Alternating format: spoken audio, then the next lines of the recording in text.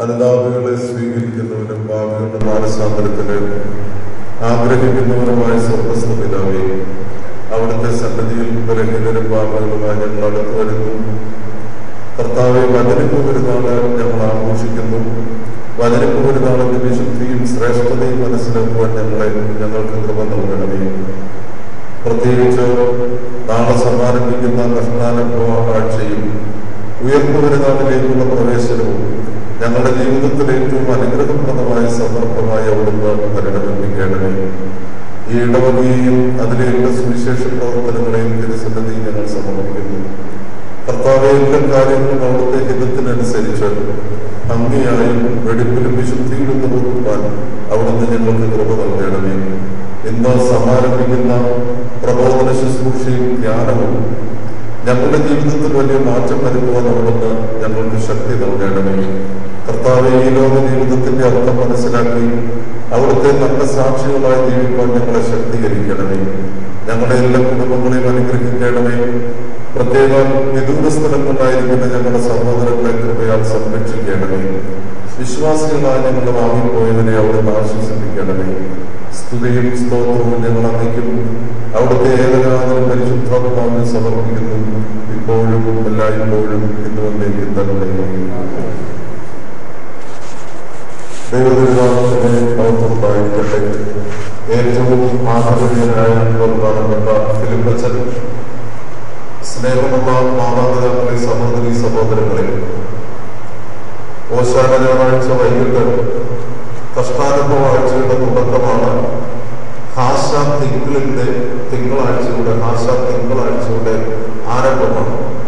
എന്നാൽ എല്ലാ വർഷവും നമുക്കറിയാം, മാർച്ച് മാസം 25-ാം തീയതി വചനിപ്പ് പെരുന്നാളാണ്. അത് സഭയുടെ പാരമ്പര്യത്തിൽ ഒരു ഫിക്സഡ് ഫീസ്റ്റാണ്. ഫിക്സഡ് ഫീസ്റ്റ് എന്ന് പറഞ്ഞാൽ that date is fixed previously. March 25 എന്നുള്ളത് എല്ലാ വർഷവും ക്രമമായി സഭാ പാരമ്പര്യത്തിൽ ക്രമീകരിക്കപ്പെട്ടിരിക്കുന്ന പെരുന്നാളാണ്. The feast of Annunciation. പരിശുദ്ധ ദൈവമാതാവിനോട് മാലാഖ വന്ന് ദൈവപുത്രന്റെ ജനനത്തെ കുറിച്ച് അറിയിക്കുകയും ആ നിമിഷമാണ് ദൈവപുത്രൻ മാതാവിന്റെ ഉദരത്തിൽ ഉരുവാകുകയും ചെയ്യുന്നത്. ഈ ഒരു പാരമ്പര്യം ഇതൊരു ഫിക്സഡ് ഫീസ്റ്റ് ആയതുകൊണ്ട് എന്നേക്കുമായി ക്രമീകരിക്കപ്പെട്ടിട്ടുള്ള പെരുന്നാളായതുകൊണ്ട് അത് ഏത് ദിവസം വന്നാലും, സാധാരണ നോയമ്പിൽ, വലിയ നോയമ്പിൽ വരും, ചില പ്രത്യേക സാഹചര്യങ്ങളിൽ ദുഃഖവെള്ളിയാഴ്ച പോലും വരും. ബഹുമാനപ്പെട്ട അച്ഛൻ ഓർമ്മിപ്പിച്ചതുപോലെ ഏത് ദിവസം വന്നാലും വചനിപ്പ് പെരുന്നാളിനാണ് പ്രാധാന്യം. വചനിപ്പ് പെരുന്നാളിന് പ്രാധാന്യമായതുകൊണ്ട് വചനിപ്പിന്റെ പെരുന്നാളിൻ്റെതായ പ്രത്യേകതകളിലായിരിക്കും നമസ്കാരവും ശുശ്രൂഷകളും എല്ലാം നിർവഹിക്കപ്പെടുന്നത്. അതുകൊണ്ട് നമ്മെ സംബന്ധിച്ച് ഈ വർഷം നാളെ സന്ധ്യയ്ക്കാണ് യഥാർത്ഥത്തിൽ ഭാഷ ആഴ്ചയുടെ, പീഡാനുഭവ ആഴ്ചയുടെ പ്രത്യേക നമസ്കാരങ്ങളും ക്രമീകരണങ്ങളും സമാരംഭിക്കുന്നത്. വചനിപ്പ് പെരുന്നാളിലെ പ്രധാനപ്പെട്ട ചില സന്ദേശങ്ങൾ അതാണ് ഇന്ന് വൈകിട്ടത്തെ ചിന്തയ്ക്കായിട്ട് നിങ്ങളുടെ എല്ലാവരുടെയും മുൻപാകെ പ്രത്യേകിച്ച് സമർപ്പിക്കുവാൻ ഞാൻ ആഗ്രഹിക്കുന്നത്. ആമുഖമായി ഈ പെരുന്നാൾ എന്തുകൊണ്ട് ഇങ്ങനെ ക്രമീകരിക്കപ്പെട്ടു എന്നത് വളരെ വളരെ ചുരുക്കമായി ഞാനൊന്ന് ഓർമ്മിപ്പിക്കാം. യഹൂദന്മാർക്ക് ഒരു പാരമ്പര്യമുണ്ട്. ആ പാരമ്പര്യം ഇതാണ്: അമ്മയുടെ ഉദരത്തിൽ ഉരുവാകുന്ന അതേ ദിവസമായിരിക്കും കാലസമ്പൂർണതയിൽ ഈ ലോകത്തിൽ നിന്ന് വേർപിരിഞ്ഞു പോകുന്നത്. അത് വളരെ വളരെ യുക്തിപരമായി ശരിക്കും മനസ്സിലാക്കുന്ന ഒരു ദിവസമാണ്. The date of death is calculated in accordance with the date of birth. Date of birth refers to the date in which one particular person is created in the womb of his mother. അമ്മയുടെ ഉദരത്തിൽ ഉരുവാകുന്ന ദിവസം, ആ ദിവസം തന്നെയാണ് കാലസമ്പൂർണതയിൽ ഈ ലോകത്തിൽ നിന്ന് ആളുകൾ മാഞ്ഞു പോകുന്ന, അല്ലെങ്കിൽ ദൈവസന്നിധിയിലേക്ക് വിളിക്കപ്പെടുന്ന ദിവസം. പിതാക്കന്മാരുടെ പാരമ്പര്യം അനുസരിച്ച് അബ്രഹാമിന്റെയും ഇസഹാക്കിന്റെയും യാക്കോബിന്റെയും ഒക്കെ മരണ ദിവസം അവരവരുടെ അമ്മ അമ്മയുടെ ഉദരത്തിൽ ഉരുവായ അതേ ദിവസമാണ്. ഈ ഒരു പ്രാധാന്യം വളരെ വ്യക്തമായി യേശുക്രിസ്തുവിന്റെ ജീവിതത്തിലും വളരെ വ്യക്തമായി നിലനിന്നിരുന്നു. അങ്ങനെയാണ് യേശുക്രിസ്തുവിന്റെ ജനന ദിവസം, യേശുക്രിസ്തുവിന്റെ മരണ ദിവസം ഇതൊക്കെ 1-ാം നൂറ്റാണ്ട് മുതലുള്ള പിതാക്കന്മാർ കണക്ക് കൂട്ടിയത്. ഇതിന്റെ വളരെ പ്രധാനപ്പെട്ട ഒരു ചരിത്ര പശ്ചാത്തലം എന്ന് പറയുന്നത്, ദൈവം ആദിയിൽ ആകാശവും ഭൂമിയും സൃഷ്ടിച്ചു. സൃഷ്ടിപ്പിന്റെ വിവരണത്തിൽ 6-ാം ദിവസമാണ് ദൈവം മനുഷ്യനെ സൃഷ്ടിച്ചത്. അതുകൊണ്ട് സർവശക്തനായ ദൈവം നീസാൻ മാസം 6-ാം തീയതി ആദാമിനെ സൃഷ്ടിച്ചു. നീസാൻ മാസം 6-ാം തീയതി 1-ാം ആദാം സൃഷ്ടിക്കപ്പെട്ടു. എന്നാൽ ആദാം ദൈവസന്നിധിയിൽ നിന്ന് പാപം മുഖാന്തരം പർദീസയുടെ അനുഭവത്തിൽ നിന്ന് പുറത്താക്കപ്പെട്ടു. 2-ാമത്തെ ആദാം 1-ാമത്തെ ആദാമിന്റെ വീഴ്ചയിൽ നിന്ന് അവനെ രക്ഷിക്കുന്നതിന് വേണ്ടി, അല്ലെ സകല മനുഷ്യവർഗത്തെയും പാപത്തിന്റെ ബലഹീനതയിൽ നിന്ന് വിമോചിപ്പിച്ച് ദൈവസന്നിധിയിലേക്ക് കൊണ്ടുവരുന്നതിന് വേണ്ടി 2-ാമത്തെ ആദാമായ ദൈവപുത്രൻ അമ്മയുടെ ഉദരത്തിൽ ഉരുവായത് നീസാൻ മാസം 6-ാം തീയതി തന്നെയാണ്. അതുകൊണ്ടാണ് വചനം പെരുന്നാള് ഫിക്സഡ് ഡേറ്റിലുള്ള ഫീസ്റ്റാണ്. അതിന് മാറ്റമില്ല. ദുഃഖവെള്ളിയാഴ്ച മാറി വരാം, ഉയർന്ന ഞായറാഴ്ച ഓരോ വർഷവും മാറി വരാം. പക്ഷെ വചനത്തിന് മാറ്റമില്ല. കാരണം നീസാൻ മാസം 6-ാം തീയതി 1-ാമത്തെ ആദാം തമ്പുരാനാണ് സൃഷ്ടിക്കപ്പെട്ടുവെങ്കിൽ 2-ാമത്തെ ആദാമായ 1-ാമത്തെ ആദാമിന്റെ വിമോചകനായ 2-ാമത്തെ ആദാം അമ്മയുടെ ഉദരത്തിൽ ഉരുവായ ദിവസം നീസാൻ മാസം 6-ാം തീയതിയാണ്. എങ്ങനെ ഇത് മാർച്ച് 25 വന്നു? എബ്രായക്കാര് മാസം കണക്ക് കൂട്ടുന്നത് ചന്ദ്രന്റെ അയനത്തിനനുസരിച്ചാണ്. അതുകൊണ്ടാണ് ചന്ദ്രൻ പൂർണ്ണ ചന്ദ്രനും അതുപോലെ തന്നെ ചന്ദ്രൻ ഒന്നുമില്ലാത്ത കറുത്തമാവും വെളുത്തമാവും ഇത് രണ്ടും കണക്ക് കൂട്ടി ചന്ദ്രമാസമാണ് എബ്രായക്കാരും മെസൊപ്പൊത്താമ്യരും ആചരിച്ചു വന്നത്. അല്ലെങ്കിൽ the days of the month is calculated in accordance with the moon. ചന്ദ്രമാസം എന്നാണ് യഥാർത്ഥത്തിൽ ഈ സെമറ്റിക് സിസ്റ്റത്തെ പറയുന്നത്. മാസത്തിന്റെ കണക്ക് ക്രമീകരിച്ചിരുന്നത് ചന്ദ്രന്റെ അയനം സഞ്ചാരം അനുസരിച്ചാണ്. എന്നാൽ പിന്നീട് അതിന് വലിയ മാറ്റം വന്ന കാരണം പാശ്ചാത്യ സംസ്കാരം ലോകത്തിൽ വളരെ പ്രാബല്യത്തിൽ വന്നപ്പോൾ പാശ്ചാത്യർ, പ്രത്യേകിച്ച് നിങ്ങൾ കേട്ടിരിക്കും ജൂലിയൻ കലണ്ടർ, റോമൻ ചക്രവർത്തിയായ ജൂലിയസിന്റെ കണക്കനുസരിച്ച് സൂര്യന്റെ അയനത്തിനനുസരിച്ച് മാസങ്ങളുടെ ക്രമീകരണം മാറ്റപ്പെട്ടു. അങ്ങനെ ചന്ദ്രമാസത്തിൽ ഏകദേശം 24 മുതൽ 26 വരെ ദിവസവും ഒരു മാസത്തിൽ, അതേസമയം സൂര്യന്റെ കണക്കനുസരിച്ച് അയനമനുസരിച്ച് വന്നപ്പോൾ ഏകദേശം 30 ദിവസവും, ഏകദേശം കൊണ്ടുവന്നു 30 ദിവസം ഒരു മാസത്തിൽ വന്നു. അങ്ങനെ വന്നപ്പോൾ എബ്രായക്കാരുടെ ക്രമീകരണത്തിൽ നീസാൻ മാസം 6 എന്നുള്ളത് ജനുവരി മാസം 6 എന്ന തീയതിയിലേക്ക് വന്നു. എന്നാൽ നമുക്കറിയാവുന്നതുപോലെ ഈ ചന്ദ്രമാസവും ജൂലിയൻ കലണ്ടറും തമ്മിലുള്ള വ്യത്യാസം വന്നപ്പോൾ ഓരോ സ്ഥലത്തും, പ്രത്യേകിച്ച് പാശ്ചാത്യ പൗരസ്ത്യ സ്ഥലത്ത് ഗ്രഹണത്തിന്റെ, സൂര്യഗ്രഹണത്തിന്റെയും ചന്ദ്രഗ്രഹണത്തിന്റെയും കാലങ്ങൾക്ക് ദിവസങ്ങളുടെ വ്യത്യാസം വന്നു. ആ ദിവസങ്ങളുടെ വ്യത്യാസത്തിലാണ് ഈ ഇംഗ്ലീഷുകാരുടെ അല്ലെങ്കിൽ പാശ്ചാത്യ കണക്കനുസരിച്ച് വന്നപ്പോൾ ഈ നീസാൻ മാസം 6 മാർച്ച് മാസം 25 നിശ്ചയിക്കപ്പെട്ടത്. മാർച്ച് മാസം 25 അമ്മയുടെ ഉദരത്തിൽ ഉരുവായി. കൃത്യം 9 മാസം തികഞ്ഞപ്പോൾ, അതായത് ഡിസംബർ മാസം 25-ാം തീയതി ജനനം സംഭവിച്ചു.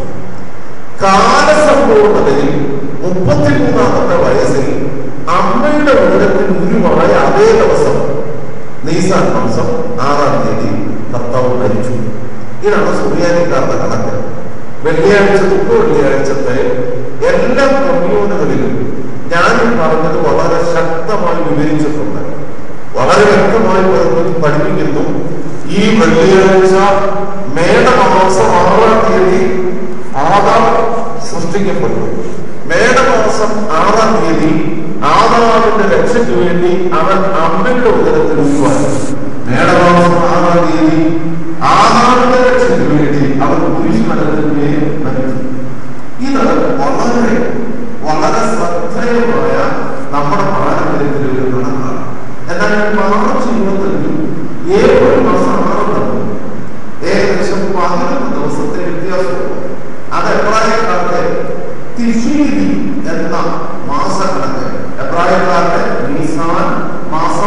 in according to their particular monthly calculation, it is actually the month of Tishri.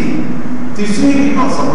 Tishri പകർന്നു പറയുന്നതും ഏപ്രിൽ 6 പറയുന്നതും ഒരേ ദിവസമായിട്ടാണ് അവരെ കണക്കുകൂട്ടിയിരിക്കുന്നത്. അതുകൊണ്ടാണ് ഈ കണക്കുകൂട്ടലിന്റെ പശ്ചാത്തലത്തിലാണ് ജൂലിയൻ കലണ്ടർ അനുസരിച്ച് മാർച്ച് 25 വചനപ്പ് പെരുന്നാളായിട്ട് ഫീസ്റ്റ് ഓഫ് അനൻസിയേഷനായിട്ട് ഫിക്സ് ചെയ്തിരിക്കുന്നത്. അതുകൊണ്ട് ചിലപ്പോൾ മറ്റൊരു വ്യത്യാസം വരുന്നത് നിങ്ങളുടെ മനസ്സിൽ നോക്കുന്നത് നല്ലതാണ്.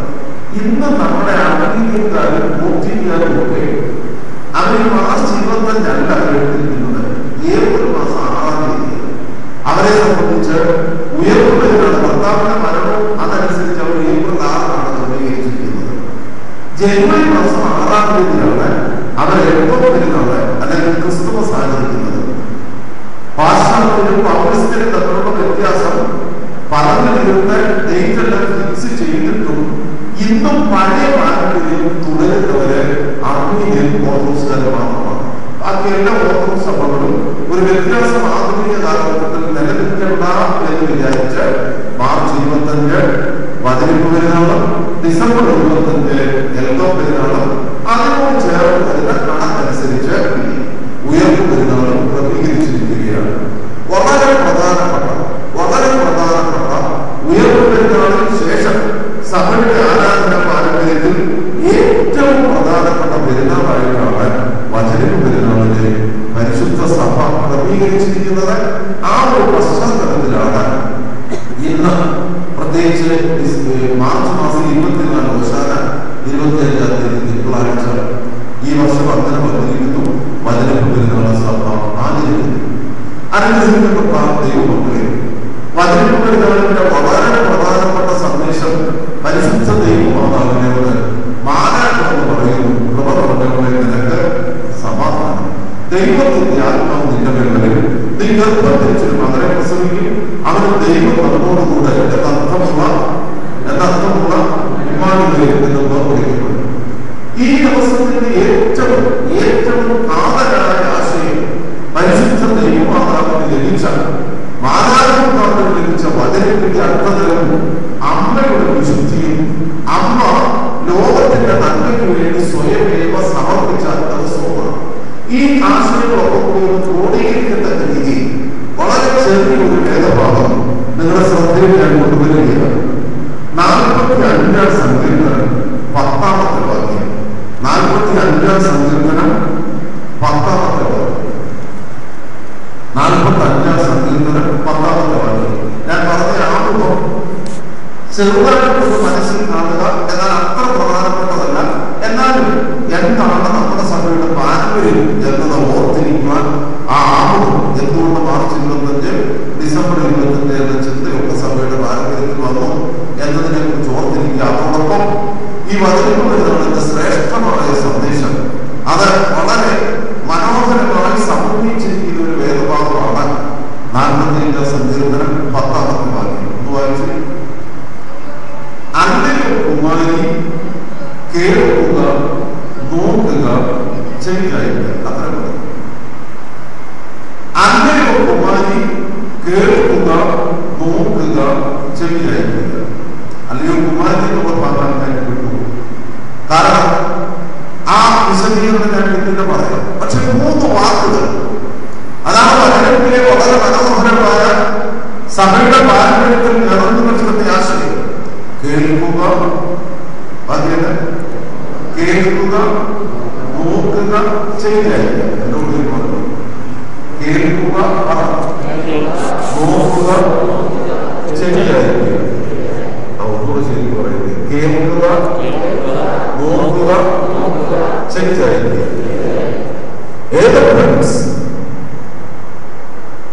വളരെ ശക്തമായ അല്ലയോ രാജകുമാരി എന്ന് വിളിച്ചിട്ട് അല്ലയോ കുമാരി എന്ന് വിളിച്ചിട്ട് പറയുകയാണ്. ഡോക്ടർ ഓഫ് ദി കിങ്, രാജാവിന്റെ മകളെ എന്നാ പറയുന്നത്.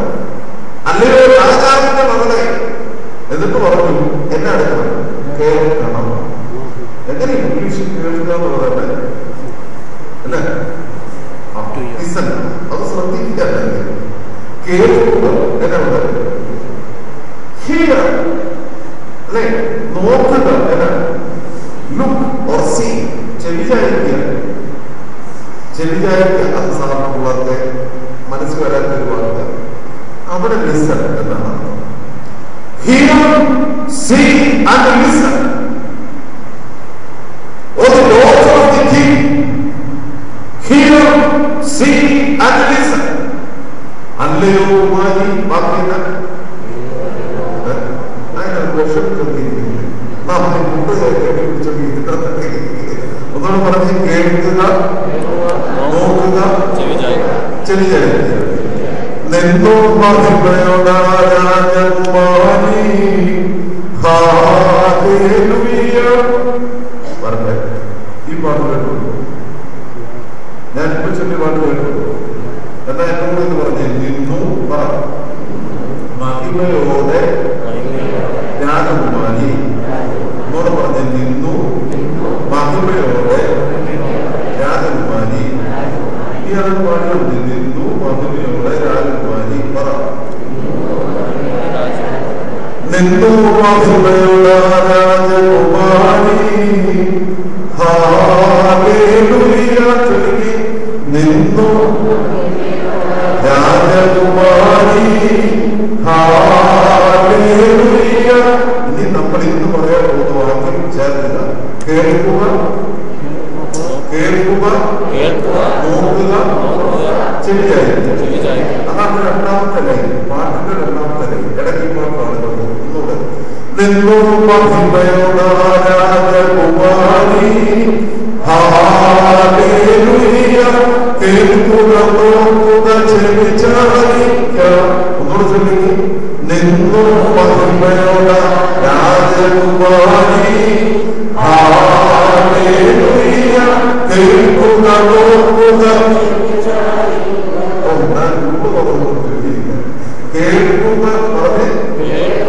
നോക്കുക, ചെവിചാരിക്കുക. നിന്നു മഹിമയോടെ രാജകുമാരി, ഹല്ലേലൂയ. കേൾക്കുക, നോക്കുക. നാലൊരു വർഷമാണെങ്കിൽ പുറത്തൊന്നും പോയിട്ടില്ല. ചെറുപ്പം നല്ല വോയിസ് കേൾക്കും. നിന്നു മഹിമയോടെ രാജകുമാരി, ഹല്ലേലൂയ. കേൾക്കുക, നോക്കുക. എന്നറിയോ, രണ്ട് അർത്ഥമാണ്. ഒന്ന്, ക്രിസ്തുവിന്റെ മണവാട്ടിയായ പരിശുദ്ധ സഭയെ കുറിച്ച് വേദപുസ്തകം പഠിപ്പിക്കുന്ന ഏറ്റവും പ്രധാനപ്പെട്ട വാക്യമാണ്. 45 സങ്കീർത്തനം തുടങ്ങുന്നത് പുസ്തകത്തിലേക്ക് നോക്കി, എന്റെ ഹൃദയം ശുഭവചനത്താൽ നിറഞ്ഞു കഴിയുന്നു. ശരി, എന്റെ കൃതി ആർക്ക് വേണ്ടിയിട്ടുള്ളതാണ്? രാജാവിന് വേണ്ടിയിട്ടുള്ളതാണ്. എന്റെ എഴുത്തുമോ സമർത്ഥനായ ലേഖകന്റെ, എന്റെ നാമം സമർത്ഥനായ ലേഖകന്റെ മഹാനായ വില്യം വേഴ്സ്വർത്ത്. അദ്ദേഹം പോയട്രിയെ ഡിഫൈൻ ചെയ്തു. What is poetry? Wordsworth says, poetry is the spontaneous overflow of thoughts recollected in tranquility. എന്ന് പറഞ്ഞ അർത്ഥമുണ്ട്. നിശബ്ദതയിൽ ഉരുത്തിരിയുന്ന മനോഹര ചിന്തകളുടെ അനർത്ഥമായ ഒഴുക്കാണ് എന്നത് കവിത. 45 സങ്കീർത്തനം എത്രയോ പണ്ടേ കവിതയെ കുറിച്ച് ഇങ്ങനെ പറഞ്ഞു. എന്താണ് കവിത? എന്റെ ഹൃദയം ശുഭവചനത്താൽ പറയുന്നുണ്ട്. എന്റെ ഹൃദയം ശുഭവചനത്താൽ നിറഞ്ഞു കഴിയും. എന്റെ നാമം സമർത്ഥനായ ലേഖകന്റെ എഴുത്തുകൊണ്ടുകയാകുന്നു. എന്റെ കൃതി ആർക്ക് വേണ്ടിയിട്ടുള്ളത്? അതുകൊണ്ട് ഈ സങ്കീർത്തനത്തിനൊരു പേരുണ്ട്, രാജകീയ കീർത്തനം. എന്നാ കീർത്തനം? ഇതൊരു രാജകീയ കീർത്തനമാണ്. ആരെ കുറിച്ച് ചൊല്ലുന്നു? അഭിഷിക്തനായ മശിഹായെ കുറിച്ച് ചൊല്ലുന്നു. അതുകൊണ്ടാണ് ഞാൻ പറഞ്ഞത്, സഭ ഏറ്റവും അധികം ശ്രദ്ധയോടെ ചരിത്രത്തിലേക്ക് മശിഹായുടെ ആഗമനത്തെ കുറിച്ച് പണ്ടേ പ്രവചിച്ച വേദഭാഗമാണ് 45 സങ്കീർത്തനം. അതുകൊണ്ടാണ് ഈ വേദഭാഗത്തിന് വചനം പെരുന്നാളിൽ പ്രാധാന്യമുള്ളത്. അഭിഷിക്തനായ മശിഹായെ കുറിച്ചാണ് ആദ്യത്തെ 9 വാക്യം മുതൽ പ്രതിപാദിക്കുന്നത് അഭിഷിക്തനായ മശീഹയുടെ വലതുവശത്ത് നിൽക്കുന്ന രാജകുമാരിയെ കുറിച്ചാണ്. അഭിഷിക്തനായ മശീഹയുടെ വലതുവശത്ത് നിൽക്കുന്ന കല്യാണം കഴിച്ച സന്ദർഭം ഓർക്കുന്നുണ്ടോ? അതേ ഓർക്കുന്നുണ്ടല്ലോ. കല്യാണം കഴിച്ചത് കഴിഞ്ഞ് ആദ്യം ഫോട്ടോ എടുക്കാൻ പറ്റും. ഫോട്ടോ എടുക്കാൻ പറ്റുമ്പോൾ ഈ ഭർത്താവിന്റെ വലന്റെ ഇടത്താണോ വലത്താണോ സ്ത്രീ ഇരിക്കുന്നത്? ഒന്ന് പറയുന്നത് നിന്ന് തോന്നുന്നില്ല, എവിടെയായിരിക്കുന്നു. അതുപോലെ തന്നെ സ്വീകരണത്തിന് റിസപ്ഷന് വേണ്ടി പോയാൽ എവിടെയായിരിക്കുന്നു? വലന്റെ ഇടത്തിരിക്കോ വലത്തിരിക്കോ? അയ്യോ അത് ഓർത്തിരിക്കണം. ചെറുപ്പം പോകുമ്പോൾ ശരിയോ എവിടെയായിരിക്കുന്നു? വലതുവശത്താണ്. എപ്പോഴും ഓർക്കണം, സ്ത്രീയുടെ സ്ഥാനം പുരുഷന്റെ പുരുഷന്റെ അതാണ് നമ്മുടെ ഓർത്തഡോക്സ് സഭയുടെ പാരമ്പര്യം. സ്ത്രീയുടെ സ്ഥാനം പുരുഷന്റെ, ഞാൻ പുരുഷന്റെ സ്ഥാനം പറയുന്നത്, സ്ത്രീയുടെ സ്ഥാനം പുരുഷന്റെ. അപ്പൊ പുരുഷന്റെ സ്ഥാനം സ്ത്രീയുടെ ഇടതിനുള്ള പ്രാധാന്യം കണ്ടോ? ഏത് സീനിയോറിറ്റി. എന്നാൽ എപ്പോഴും സഭ ആദരപൂർവ്വം കാണുന്നു അഭിഷിക്തനായ മശീഹയുടെ വലതുവശത്താൽ സ്ത്രീ വ്യക്തമായി നിലകൊള്ളുന്നു. ഒന്നാമത് മശീഹയുടെ മണവാട്ടിയായ പരിശുദ്ധ സഭ. രണ്ടാമത് മശീഹ തമ്പുരാനെ ലോകത്തിലേക്ക് കൊണ്ടുവരുവാൻ തന്റെ ഉദരം പരിശുദ്ധതയോടെ ദൈവസന്നിധിയിൽ തന്നെ സമർപ്പിച്ച പരിശുദ്ധ ദൈവമാതാവിന്റെ സ്ഥാനം. അതാണ് അഭിഷിക്തനായ മശീഹയുടെ വലതുവശത്തെ സ്ഥാനം. അതുകൊണ്ടാണ് 9-ാമത്തെ വാക്യത്തിൽ നിന്റെ വലതുവശത്തെ ഒന്ന് വായിച്ചു, നിന്റെ സ്ത്രീ രക്തങ്ങളിൽ ആരാണ് കേൾക്കാൻ പറ്റും? നിന്റെ സ്ത്രീ രക്തങ്ങളുടെ കൂട്ടത്തിൽ രാജകുമാരികളുണ്ട്. ആ നിന്റെ എന്ന് പറയാൻ ആരെ കുറിച്ചാണ്? അഭിഷിക്തനായ മശീഹയെ കുറിച്ച്. എന്നിട്ടാണ് 9-ാമത്തെ വാക്യത്തിൽ പറയുന്നത് നിന്റെ സ്ത്രീ രക്തങ്ങളുടെ കൂട്ടത്തിൽ ആരുടെ രാജകുമാരികളുണ്ട്. അടുത്ത വാക്യം, നിന്റെ വലത്തുഭാഗ രാജ്ഞി ഓഫീർത്തമായി നടത്തുന്നു. ശലോമോന്റെ സമ്പത്തിൽ ഏറ്റവും പ്രഷ്യസായ രത്നമായിരുന്നു ഓഫീർത്തം. അതുകൊണ്ടാണ് പറയുന്നത് നിന്റെ സ്ത്രീകളുടെ കൂട്ടത്തിൽ രാജകുമാരികളുണ്ട്. നിന്റെ വലതുവശത്ത രാജ്ഞി ബാക്കിയല്ല ഓഫീർത്തം എന്ന് വെച്ചാൽ അത്രയും വിലമതിച്ചവരാണില്ല. ഇനി എന്നോട് ചൊല്ലുകയും നിന്നാൽ സ്തുതിയുള്ള രാജമകൾ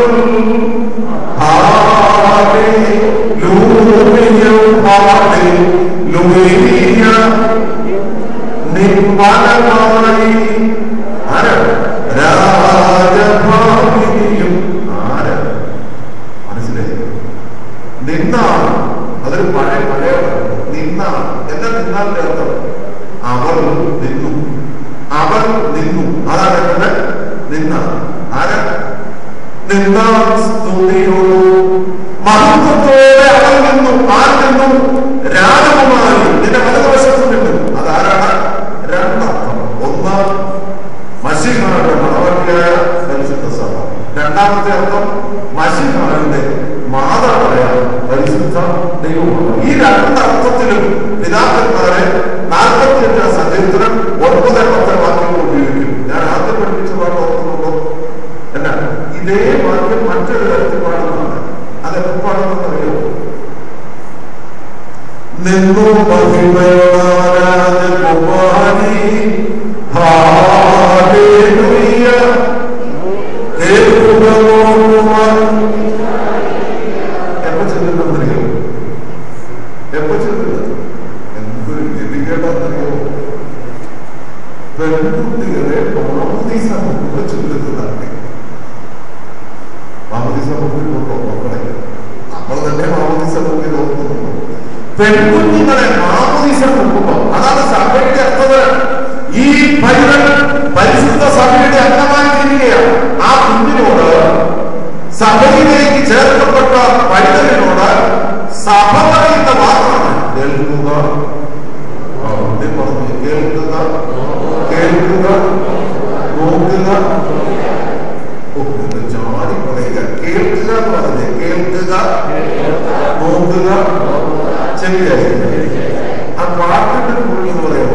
കേൾക്കുക, നോക്കുക, ചെവിചായിക്കാം. പറഞ്ഞേ, പരിശുദ്ധ ദൈവമാതാവിന്റെ ഏറ്റവും ശ്രേഷ്ഠമായ സ്വഭാവം കേൾക്കൂ എന്നുള്ളതാണ്. മാലാഖമെന്ന് പറഞ്ഞു, കൃപ നിറഞ്ഞവനെ നിനക്ക് നിനക്ക് എങ്ങനെയാണ് പരിശുദ്ധ ദൈവമാതാവ് ഗർഭിണിയായത്? അതൊരു വലിയ വിഷയമാണ്. അതൊരു സാധാരണ വ്യക്തിക്ക് മനസ്സിലാകുന്നതല്ല. നമുക്കെല്ലാവർക്കും അറിയാം, പുരുഷ ബന്ധം കൂടാതെ അവർ ഗർഭിണിയായി. അപ്പോസ്തോലിക സഭ 12 അപ്പോസ്തോലന്മാരും അവരുടെ ഗുരുവിന്റെ ജനനത്തെ കുറിച്ച് അപ്പോസ്തോലിക സഭയിൽ പറഞ്ഞു, ഞങ്ങളുടെ ഗുരു പുരുഷ ബന്ധം കൂടാതെ കല്ലുകയിൽ ഗുരുവായി. അത്രയും നമുക്ക് പറയാം. എന്നാൽ നമ്മുടെ പിതാക്കന്മാർ പറയുന്ന മനോഹരമായ ഒരു വ്യാഖ്യാനമുണ്ട്.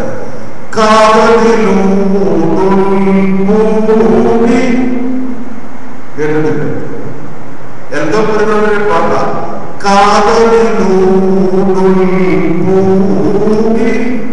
എന്ന് പറഞ്ഞാൽ കാതിലൂടെ വചനം ഉള്ളിലായി. അവർ ഗർഭിണിയായത് ദൈവവചനം കാതിലൂടെ സ്വീകരിച്ച് അവരിൽ വചനം ഉൽപാദിതമായി. അതാണ് സഭയുടെ പാരമ്പര്യം. അതുകൊണ്ടാണ് സഭ ആവർത്തിച്ച് പറയുന്നത് വചനം വചനം അതിന്റെ ശ്രവണത്തിലൂടെ ദൈവപുത്രൻ നമ്മിൽ ഉരുവാകും. നിങ്ങൾക്കറിയാവോ, പരിശുദ്ധ ദൈവമാതാവ് ദൈവപുത്രന്റെ ഉദരത്തിൽ വധിച്ചു. മാനവയുടെ വചനം കേട്ടു. അതേ സംഭവം ഇന്നും നടക്കും. അതേ സംഭവം ഇന്നും ഇന്നും നടക്കും. നമ്മുടെ ഉദരത്തിൽ, നമ്മുടെ ഹൃദയത്തിൽ നമ്മിൽ ദൈവപുത്രൻ ഉരുവാകുന്നത് തിരുവചനത്തിന്റെ ശക്തിയാണ്. അതാണ് വചനത്തിന്റെ ഏറ്റവും വലിയ സന്ദേശം. കാലികമായ വചനത്തിന്റെ സന്ദേശം അതാണ്. യഥാർത്ഥത്തിൽ നമുക്കിന്നത് മനസ്സിലാകുന്നില്ല. അനുഗ്രഹിക്കപ്പെട്ട ദൈവമക്കളെ, വിശുദ്ധ മാമോദീസായതുകൊണ്ട് ഈ ശരീരം ദൈവത്തിന്റെ വചനമാണ്. യഥാർത്ഥത്തിൽ തിരുവചനത്തിന്റെ ശക്തി കൊണ്ട് ഈ ശരീരത്തിൽ ദൈവപുത്രൻ ഉരുവാകും. അതുകൊണ്ടാണ് ധന്യനായ പൗലോസ് പറഞ്ഞത്, ക്രിസ്തു നിങ്ങളിൽ ഉരുവാകുമോ ഞാൻ പ്രസവവേദനപ്പെടുന്നത്. എന്താന്ന് പറഞ്ഞത്? ക്രിസ്തു നിങ്ങളിൽ ഉരുവാകുമോ ഞാൻ പ്രസവവേദനപ്പെടുന്നത്. നമ്മളൊന്ന് ശ്രദ്ധിച്ചു. പരിശുദ്ധ ദൈവമാതാവ് കേട്ടു. പരിശുദ്ധ ദൈവമാതാവ് പാട്ടുകളാണ് എന്നത് കേട്ടു. ദൈവവചനം കേട്ടു. ആ ദൈവവചനം അവിടെ ഉരുവായി. അതുകൊണ്ട് ദൈവപുത്രൻ അവിടെ ഉരുവായി ദൈവത്തിന്റെ അമ്മയായി തീർന്നു. പക്ഷെ ഇത് മനസ്സിലാക്കാൻ എളുപ്പമാണ് അല്ല. ഈ യവന തത്വചിന്തകന്മാരെ അപ്പോസ്തലന്മാർ ഇതിനെ പഠിപ്പിച്ചെന്ന് പറഞ്ഞു. ഒന്നാമത്തെ മുപ്പോന്മാര് സാധാരണക്കാരും ഇതിൽ ഭൂരിപക്ഷത്തിനും വിദ്യാഭ്യാസം ഇല്ല. ആരും ഭൂരിപക്ഷത്തിനും വിദ്യാഭ്യാസം ഇല്ല. അപ്പോസ്തലന്മാർ വിദ്യാഭ്യാസം ഇല്ലാത്തതുകൊണ്ട് ഇവർ ചുമ്മാ ജഗവിക്കഥകളും പറഞ്ഞു സുവിശേഷം വിശ്വസിക്കില്ല. അപ്പൊ ഈ അപ്പോസ്തലന്മാരെ അപ്പോസ്തലിക സഭയുടെ പാരമ്പര്യം വേദപുസ്തകവും പറഞ്ഞു. അവര് പറഞ്ഞു, കാതിലൂടെ തിരുവചനം മറിയാമിന്റെ മുന്നിൽ വന്നു. മറിയാം ഗർഭിണിയായി കാലസമ്പൂർണതയിൽ അവർ മകനെ പ്രസവിച്ചു. പുരുഷബന്ധം കൂടാതെ. അവർ പറഞ്ഞു ഇത് ഭാഷാപ്രദേശമൊന്നുമല്ല, വേദപുസ്തകം മുഴുവൻ ഇങ്ങനത്തെ കാര്യങ്ങളാണ് പറഞ്ഞത്. അവർ പറഞ്ഞെന്നറിയുമോ? അത്ഭുതമാർഗമേകും വൃക്ഷം കർക്കശമാശിലമീനേവം പാഷാണ്ഡം ഭൂതന്നം സഭകാക്കുന്നു. കുഞ്ഞാടിനെ വൃക്ഷം നൽകി തീകൾ പാടജലം നൽകി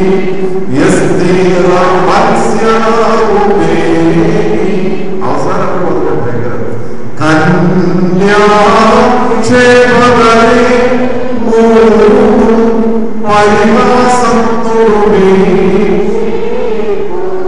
മനസ്സിലായോ? അച്ഛൻ പറഞ്ഞു മനസ്സിലായോ? ഇല്ല. അല്ലയോ കുമാരി പറഞ്ഞില്ല. കേൾക്കുക, നോക്കുക, അമ്മയിൽ പരിശുദ്ധ ദൈവമാതാവിൽ വചനം രൂപീകൃതമായി. എങ്ങനെ? കേട്ടതിലൂടെ. അത് അപ്പോസ്തലന്മാർ പ്രബോധിപ്പിച്ചപ്പോൾ യവന തത്വചിന്തകന്മാർ എതിർത്തു. അവർ പറഞ്ഞു ഇതൊന്നും നടക്കത്തില്ല. According to biological process, it is incredible, it is unbelievable, it is beyond reasoning capacity of the human being. മനുഷ്യന്റെ ബുദ്ധിക്കും അവന്റെ ശക്തിക്കും അപ്പുറമാണ് പറയുന്നത് കണ്ടെത്തരുത്. അപ്പോഴാണ് പിതാക്കന്മാർ പറഞ്ഞത്. ഇതുപോലെ 3 ഉദാഹരണങ്ങൾ വേദപുസ്തകത്തിലുണ്ട്. ദൃഷ്ടാന്തം 3. 1, കുഞ്ഞാടിനെ വൃക്ഷം നൽകി. 2, തീക്കൽപ്പാറ ജലം നൽകി. 3, എസ്തീറ മത്സ്യം നൽകി. ഇത് 3 നടന്നത് കേട്ടതുകൊണ്ട് മനസ്സിലായത്. ഇത് 3 നടന്നത്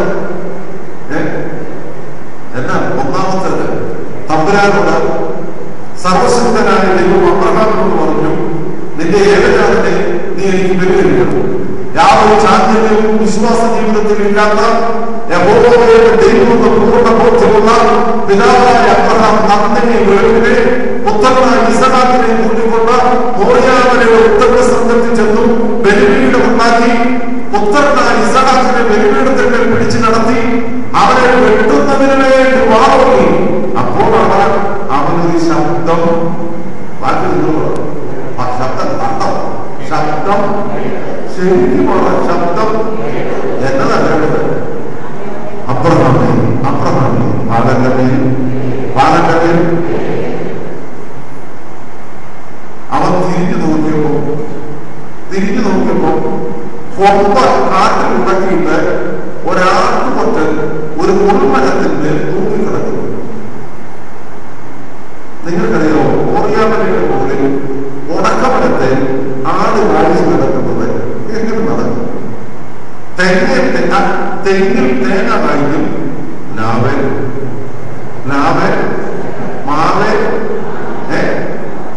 ആട് കായ്ച്ച് വൃക്ഷത്തെ കുറിച്ച് കേട്ടിട്ടുണ്ടോ? ഉണ്ടോ? എന്നാ എന്നോട് ചൊല്ലേ.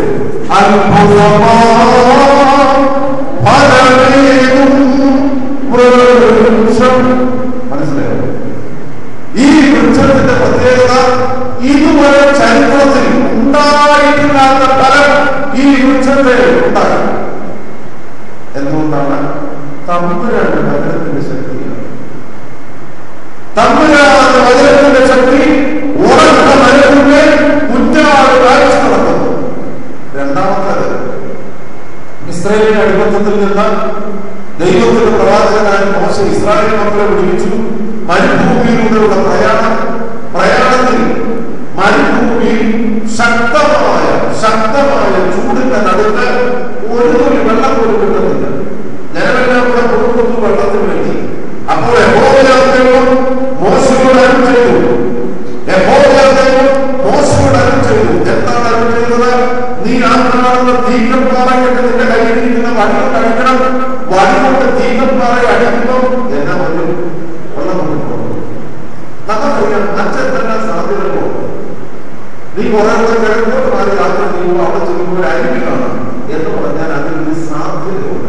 There is a probability as well as a possibility. അല്ലെങ്കിൽ പറയുകയാണ്, നിങ്ങൾ ഗോത്രത്തിലെല്ലാം കൂടി മരുഭൂമി ഇന്ന സ്ഥലത്തൊരു കിണർ കുടിച്ചാൽ ആ കിണർ കുടിച്ചാൽ അതിൽ വെള്ളം കാണുമെന്ന് പറഞ്ഞാൽ ഒരു സാധ്യതയുണ്ട്. പക്ഷെ ഒരു സാധ്യതയില്ലാത്തതാണ് ആര് പറഞ്ഞത്?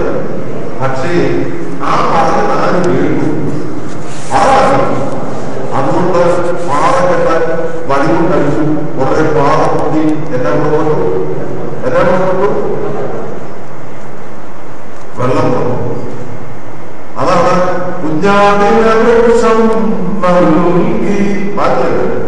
തീക്കൽപ്പാറജലം എപ്രകാരം തീക്കൽപ്പാറകളിൽ നിന്ന് വെള്ളം പൊട്ടിപ്പുറപ്പെട്ടോ അപ്രകാരം ഗബ്രിയേൽ നൽകിയ വചനം കാതിലൂടെ ചെവിയിലൂടെ സ്വീകരിച്ച അറിയാം പുത്രനെ ഉദരത്തിൽ സ്വീകരിച്ചു.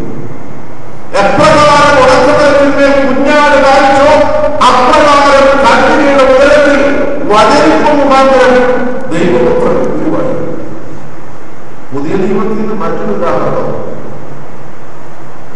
യേശുവിന്റെ അരികെ ടാക്സ് പിരിക്കുന്നവർ. എന്നിട്ട് അവര് യേശുവിനോട് പറഞ്ഞു, ടാക്സ് കനം തരണം. യേശുവിന്റെ കയ്യിൽ കാശില്ല, കൂടെ ഉണ്ടായിരുന്ന പത്രോസിന്റെ കീശയിൽ കാശില്ല. യേശു പത്രോസിനോട് പറഞ്ഞു, നമ്മുടെ യൂദായുടെ കയ്യിൽ കാശിലാണ്, നീ ചെന്ന് ഇച്ചിരി വായ്പ ചോദിക്കാൻ പറഞ്ഞു. നമ്മളെല്ലാം ലോണെടുത്താണ് ജീവിക്കുന്നത്.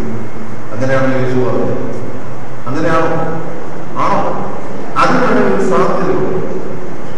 അല്ലെങ്കിൽ യാക്കോബിനോട് മറ്റാരെയെങ്കിലും തന്നെ ചുപ്പക്കാരും സക്കായിയോട് നമ്മൾ മാനസാന്തരപ്പെടുത്തിയിരിക്കുകയാണ്. ഇവിടുത്തെ ഞങ്ങളുടെ അച്ഛന്മാരുടെ രീതി അനുസരിച്ചാണെങ്കിൽ ഞങ്ങളുടെ പിടിയിൽ ഏതെങ്കിലും കാശുകാരുണ്ടെങ്കിൽ അവരെ വഹിക്കാൻ തരുള്ളൂ.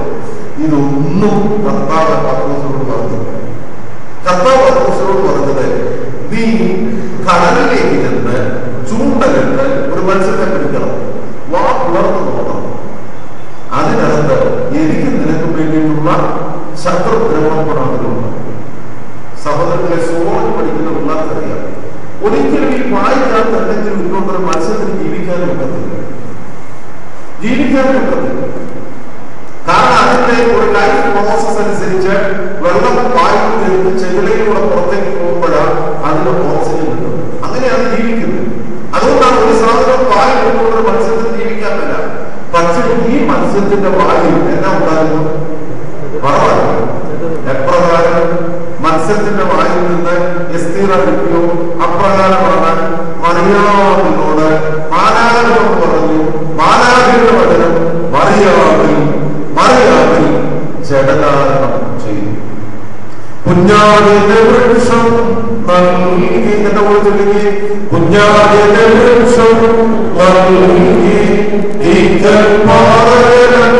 നൽകി എന്തൊരു ധൈര്യത്തിലാണ് ഗ്രന്ഥം പറയുന്നത്.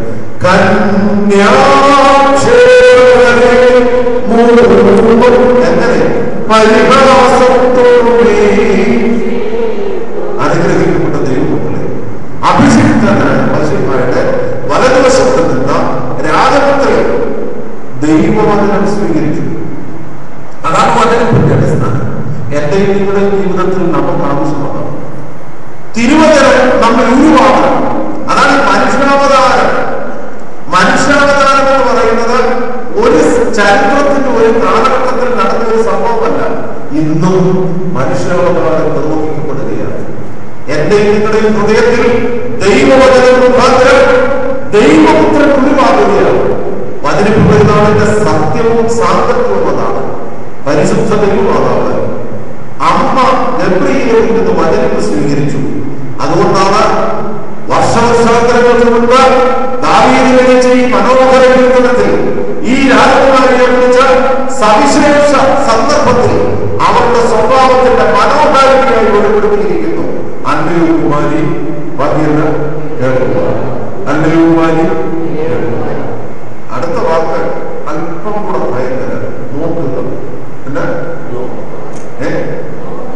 ഈ ഇംഗ്ലീഷിൽ വളരെ അധികം സിനോണിംസ് ഉള്ള പല അല്ല, മലയാളത്തിൽ നല്ല പര്യായങ്ങളുള്ള വാക്കായി ചില അധ്യാപകരെ നമ്മളെ അവർ പഠിപ്പിക്കുമ്പോൾ എപ്പോൾ പറഞ്ഞാലും സി സി സി എന്ന് പറയും. വന്നവർക്ക് ചിലരുടെ സ്വഭാവം പഠിപ്പിക്കുന്നത്, ചിലർക്ക് പാട്ട് പാടണമെങ്കിൽ ഉപ്പായിലെ പഠിക്കണം, അല്ലെങ്കിൽ ചെറിയ പിടിച്ചു ഇരിക്കണം. ഇങ്ങനെ ചില behaviourism it is wrong to say see. നോക്ക് നോക്ക് എന്ന് പറയും. അതുപോലെ നമ്മൾ പറയുന്ന ഒരു വാക്ക് ലുക്ക്. പ്രത്യേകിച്ച് എക്സ്പെരിമെന്റൽ ബേസിസിൽ പഠിപ്പിക്കുമ്പോൾ നമ്മൾ എപ്പോഴും പറയുന്ന ഒരു വാക്കാണ് ലുക്ക്. നോക്കി ഇംഗ്ലീഷുകാരെ പല വാക്കും ഉപയോഗിക്കും. വീപ്പിക്കുന്ന ഒരു വാക്കുണ്ട്. വീപ്പിക്കുന്ന പറഞ്ഞാൽ ഒളിഞ്ഞു നോക്കുക. അതേസമയം മറ്റൊന്നുണ്ട് thorough looking. That is known as gazing. ശക്തമായി നോക്കുക. അതാണ് ഈ ഒരു അർത്ഥവും ഈ വാക്കുണ്ട്. ഹൂ എന്നൊരു പദം സുറിയാനിയിലുണ്ട്. സോ എന്നുള്ള മറ്റൊരു പദമുണ്ട്. ഇതിന്റെ അർത്ഥം നമ്മൾ ഓർത്താൽ വളരെ ശക്തമായ മറ്റൊരർത്ഥം നിങ്ങൾ ശ്രദ്ധിച്ചു. അബ്രഹാമിനോട് മാലാഖയോട് പറഞ്ഞു, നിന്റെ ഭാര്യ ഗർഭിണിയായി ഒരു മകനെ പ്രസവിക്കാൻ പോവുകയാണ്. അപ്പൊ അബ്രഹാമിന് വയസ്സ് എത്രയാ? 100. സാറയ്ക്ക് വയസ്സ്, അയ്യോ നിങ്ങൾ ശ്രദ്ധിക്കുന്നില്ല, സാറയ്ക്ക് വയസ്സ് 90. സാറയോട് വന്ന് അബ്രഹാം പറഞ്ഞു, ഒരു മാനാൻ വന്നിരുന്നു ഇങ്ങനെ പറയുന്നത്. അപ്പൊ സാറ എന്നാണ് സാറ ചിരിച്ചു, ഉള്ളിൽ ചിരിച്ചു. അതുകൊണ്ടാണ് ഈ ചിരി എന്ന് പേരുള്ള ഇസഹാക്ക് ഉണ്ടായെന്ന് പറയുന്നത്. ഈ ഒരു സംഭവത്തെ കുറിച്ച് ഉൽപ്പത്തി പുസ്തകത്തിൽ വിവരിക്കുന്ന എന്താണ്? നിങ്ങൾ ഇങ്ങോട്ട് നോക്കിക്കേ. അബ്രഹാം സാറയെ കണ്ടു, അവൻ ഗർഭിണിയായി. എന്നാ പറഞ്ഞ്? അബ്രഹാം സാറയെ കണ്ടു, അവൾ ഗർഭിണിയായി. യഥാർത്ഥത്തിൽ വിവാഹ ബന്ധത്തിന്റെ പരിപാലനയ്ക്ക് എബ്രായക്കാർ ഉപയോഗിക്കുന്ന ഒരു വാക്കാണിത്. വളരെ വ്യക്തിപരമായ ബന്ധത്തിന്റെ തീവ്രത വിളിച്ചു പറയുന്ന വാക്കാണിത്. അതുകൊണ്ടാണ് പഴയ നിയമത്തിൽ പല സന്ദർഭങ്ങളിലും അവൻ നോക്കി എന്ന് പറഞ്ഞാൽ ആ ഉള്ളിന്റെ ഉള്ളിലേക്ക് ഇറങ്ങിച്ചെല്ലുന്ന വ്യക്തിപരമായ ബന്ധത്തിന്റെ വാക്കാണ്. അനുഗ്രഹിക്കപ്പെട്ട ദൈവമക്കളെ, യഥാർത്ഥത്തിൽ വചനത്തിന്റെ ശക്തി വ്യക്തമാക്കുന്ന വാക്ക്. ഒന്നാമതവർ കേട്ടു, രണ്ടാമത് വചനത്തിന്റെ മുഖാന്തരം സ്വർഗം അവളെ കടാക്ഷിച്ചു. സ്വർഗം അവളെ സ്വർഗം അവളെ അപ്പോൾ സ്വർഗം അവളെ കടാക്ഷിച്ചു. അപ്പോൾ അവർ ഗർഭിണിയായി. അതാണ് പരമാർത്ഥം. സ്വർഗം അവളെ കടാക്ഷിച്ചു, അപ്പോൾ അവർ മറവാക്കി. അപ്പോൾ അവർ, ഞാൻ ഇച്ചിരി വിശദീകരിച്ച് പറഞ്ഞാൽ നിങ്ങൾ ക്ഷമിക്കണം. ഈ കുടുംബ ബന്ധം, വിവാഹ ബന്ധം, അതിനെക്കുറിച്ച് ചില തെറ്റായ ധാരണകൾ നമ്മുടെയൊക്കെ മനസ്സിലുണ്ട്. ഞാൻ ഈ പെരുന്നാളിന്റെ പ്രാധാന്യത്തിൽ തന്നെ അതൊന്ന് പറയാം. ഒന്നാമത്തെ കഷ്ടാനുഭവിച്ചത് അതിന് പോരേണ്ട ആവശ്യമുണ്ട്. അത് ചേരുന്ന ഒരു ക്രമമാണ്. പല മനുഷ്യരുടെ മനസ്സിൽ ഒരു സംശയമായി. വചനിപ്പോൾ യഥാർത്ഥത്തിൽ വിവാഹബന്ധത്തിന്റെ, കുടുംബബന്ധത്തിന്റെ, അല്ലെ, കന്യകയുടെ ഉദരത്തിൽ ശിശു ഉരുവായതിന്റെ ഓർമ്മയാണ്. ആ ഓർമ്മ, ആ ഒരു പ്രോസസ് കുരിശുമരണത്തിന്റെയും കഷ്ടാനുഭവത്തിന്റെയും സമയത്ത് ആചരിക്കപ്പെടുന്നത് ശരിയാണ്. ഇവിടെയാണ് വളരെ പ്രധാനപ്പെട്ട ഈ വാക്കിന്റെ അർത്ഥം. കേൾക്കുക, വാക്കിന്റെ നോക്കുക. സ്വന്തം പിതാവാക്കളും മനുഷ്യവർഗത്തെ കടാക്ഷിച്ച ദിവസമാണിന്ന്. എന്നെ ഈ മാറ്റം പറഞ്ഞത് പിതാവാക്കളും മനുഷ്യവർഗത്തെ കടാക്ഷിച്ച ദിവസം, മനുഷ്യവർഗത്തെ നോക്കിയ ദിവസം. അതുകൊണ്ടാണ് മനുഷ്യപുത്രി ഗർഭിണിയായത്. മനുഷ്യപുത്രി ഗർഭിണിയായി. മനുഷ്യപുത്രി ദൈവപുത്രന്റെ ഉള്ളിൽ സ്വീകരിച്ചു. തമ്പുരാന്റെ കടാക്ഷമുള്ള ദാവീദ് 51 സങ്കീർത്തനത്തിൽ ചൊല്ലുന്നുണ്ട്, ഞാൻ അകൃത്യത്തിൽ ഗുരുവായി, പാപത്തിൽ എന്റെ അമ്മ ഒന്നുകൂടെ പറഞ്ഞ്, ഞാൻ അകൃത്യത്തിൽ ഗുരുവായി, പാപത്തിൽ എന്റെ അമ്മ. ഈ വേദഭാഗം എടുത്തിട്ട് സെന്റ് അഗസ്റ്റിൻ, പാശ്ചാത്യ വേദശാസ്ത്രജ്ഞന്മാരും എല്ലാം പറഞ്ഞു, process of creation is a sin. തലമുറ നിലനിൽക്കുന്ന കുടുംബമുള്ള പാപമാണ്. എന്നിട്ട് അവരതിനൊരു വാക്ക് കൊടുത്തു, ഇതെല്ലാം ഇത് മനുഷ്യന്റെ വീഴ്ചയിൽ മനുഷ്യന് സംഭവിച്ചൊരു ഗതികേടാണ്. എന്ന് വെച്ചാൽ ആദാമും ഹവ്വായും ഏതൊക്കെ പർദീസയിൽ ജീവിച്ചിരുന്നു, അവർ നഗ്നതയെന്ന് മനസ്സിലാക്കിയില്ല. എന്നാൽ പാപം ചെയ്തു കഴിഞ്ഞപ്പോൾ അവർ നഗ്നരെന്ന് മനസ്സിലായി. പിന്നീടാണ് കുടുംബബന്ധത്തിലേക്ക് വന്നത്, അവർക്ക് മക്കളുണ്ടായത്. അതുകൊണ്ട് സെന്റ് അഗസ്റ്റിൻ ഈ പാപത്തിന് ഒരു പേര് കൊടുത്തു, ആദാമിന്റെ പാപം. എന്നാ പാപം? അല്ലെങ്കിൽ ഒറിജിനൽ സിൻ. അപ്പൊ നമുക്കെല്ലാം ഈ ആദാമിന്റെ പാപം ഉണ്ടായി. ഇതാണ് ഇന്നും കത്തോലിക്ക സഭ പഠിപ്പിക്കുന്നത്. എന്നാൽ സുറിയാനിക്കാർ ഇങ്ങനെ പഠിപ്പിക്കുന്നില്ല. സുറിയാനിക്കാർ പഠിപ്പിക്കുന്നത് എന്താണെന്നറിയാമോ? വിവാഹം വിശുദ്ധമാണ്, കിടക്ക നിർമ്മലമാണ്. എന്റെ കൂടെ പറഞ്ഞ്, വിവാഹം മറമാറ്റി വിവാഹം വിശുദ്ധമാണ്. കിടക്ക അങ്ങനെ കിടക്ക അതാ സംഭവിക്കുന്നത്. അതുകൊണ്ടാണ് ഒരു വിശ്വാസം ഉണ്ടാകുന്ന കുഞ്ഞുങ്ങൾ അശുദ്ധരല്ല, മറിച്ച് ഞാൻ ഇച്ചോട് വിശദീകരിച്ചു പറയാം. മണ്ണിച്ചോറിന് കേട്ടി മണ്ണിച്ചോറ് അയ്യുടെ നാട്ടിൽ വന്ന് ഭയങ്കര കഴുത്തൊക്കെ മോഷണം നടത്തിയ കള്ളറാണ് മണ്ണിച്ചോറ്. നാട്ടിലിപ്പോ പിള്ളേരോട് ആരും ചോദിച്ചാൽ എല്ലാം മണ്ണിച്ചോറ് കളിച്ച് നടക്കില്ല. വീരപ്പെടുത്തി നിങ്ങൾക്കറിയാം എത്രയോ notorious burglars and notorious criminals, they were popular in our society because of their notoriety. അവരുടെ ക്രിമിനൽ സ്വഭാവം കൊണ്ട് പല മനുഷ്യരും നാട്ടിൽ പ്രസിദ്ധരാണ്. ഇവരെല്ലാം ഉണ്ടായത് ഒരു അമ്മയുടെ ഉദരത്തിൽ. ശരിയല്ലേ അച്ഛൻ പറഞ്ഞു അല്ലെ? അതേസമയം പരിമള തിരുമേനിയും പൊത്തമ്പുറത്തെ പാമ്പാടി തിരുമേനിയും മദർ തെരേസയും സിസ്റ്റർ അൽഫോൻസായും ഇവരെല്ലാം ഉണ്ടായത് ആണോദരത്തില്. നിങ്ങൾക്കറിയാമോ? തലമുറ നന്നാകണമെങ്കിൽ, സഭ നന്നാകണമെങ്കിൽ, ഇടവക നന്നാകണമെങ്കിൽ, മനുഷ്യന്റെ സ്വഭാവം നന്നാകണമെങ്കിൽ ആദ്യം നന്നാകേണ്ടത് എന്താണെന്നറിയാമോ? മനസ്സിലായി? സ്ത്രീ എന്നല്ല, സ്ത്രീയുടെ ഉദരം, അമ്മയുടെ ഉദരം, അമ്മയുടെ ഗർഭപാത്രം. ഇന്ന് ഈ ആധുനിക ലോകത്തിൽ സംഭവിച്ചിരിക്കുന്ന വലിയ കുഴപ്പം എല്ലാവരും വേസ്റ്റ് സ്റ്റോക്ക് ചെയ്യുന്ന സ്ഥലങ്ങളായി മാറി. അമ്മയുടെ ഉദരം മുതൽ ബഹിരാകാശം വരെ ഇപ്പൊ ഒത്തിരി വേസ്റ്റ് കൊണ്ടുവച്ചിട്ടുണ്ട്. ഈ വേസ്റ്റ് കാരണം മലിനമാക്കപ്പെട്ടിരിക്കുന്നു സ്ത്രീയുടെ ഉദരം. അതേസമയം പരിശുദ്ധ ദൈവമാതാവിന്റെ വിശുദ്ധി എന്നായിരുന്നു അറിയാമോ? ആ ഉദരം ദൈവപുത്രനെ സ്വീകരിക്കത്തക്ക രീതിയിൽ പരിശുദ്ധമായിരുന്നു. അതുകൊണ്ടാണ് ദൈവം പ്രകാശിച്ചപ്പോൾ ദൈവപുത്രൻ അവിടെ മറവാക്കി, അവിടെ അതുകൊണ്ടാണ് അല്ലയോ കുമാരി കേൾക്കുക നോക്കുക പാടല്ലേ നിന്നോ മഹിമയോട രാജകുമാരി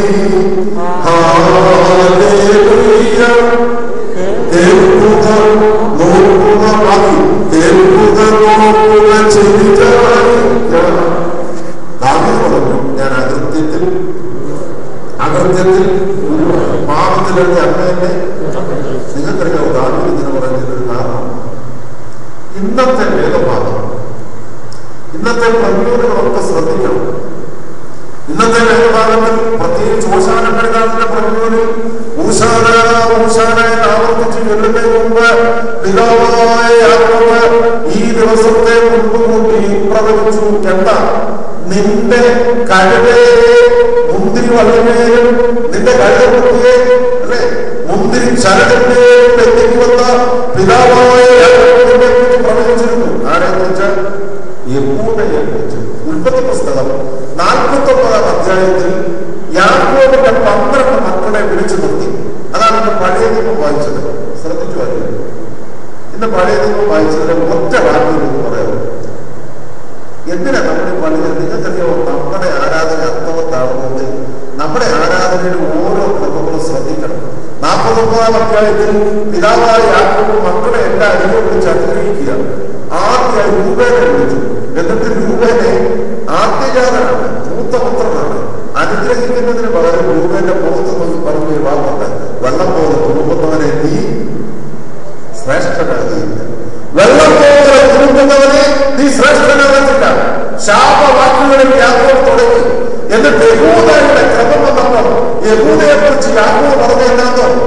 യഹൂദ പതുങ്ങിക്കിടക്കുന്ന ബാലസുഖം. അവന്റെ മുന്തിരി ചരടിന്റെ കഴുതക്കുട്ടിയെ കെട്ടും. അവന്റെ തോളിൽ നിന്ന് അധികാരം ഒരിക്കലും ഒഴുകി പോകത്തില്ല. മനസ്സിലായല്ലോ?